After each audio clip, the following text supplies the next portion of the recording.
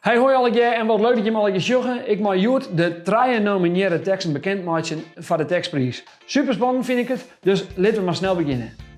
Wat ik vooral net zeg, is de originaliteit en daarmee bedoel ik dat het geen directe oorzetting wezen moet van het origineel. Maar ook dat de tekst mij wat dier, omdat ik vind dat de tekst naast de muziek echt wat mij dit waan maakt. De eerste nomineerde. Deze tekst kun je op 2 manieren interpreteren en dat maakt het votendaags echt heel spannend. Het is een tekst die zwier op een hand is, maar daarom voelt die echt op. Mijn dream zei deze tekst, dus gefeliciteerd. Dan de tweede nomineerde. Geen lichte tekst. De tekst beschrijft hoe een jong persoon met deze coronapandemie omgaat. Iets dat bij elke nieuw speelt en mij een positieve boodschap. En al is het een vreemde tier, het joeg mij een goed gevoel en dat hebben we nou echt nodig. Gelukkig wordt het morgen weer oor. Zo heet deze tekst, dus gefeliciteerd. En ik geef nu weer naar de derde nomineerde.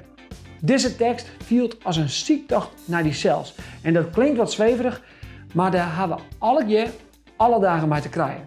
De tekst jouwt echt een positief gevoel en de schreeuwer is uitdagend on het werk geweest. Joert is de dag. Gefeliciteerd.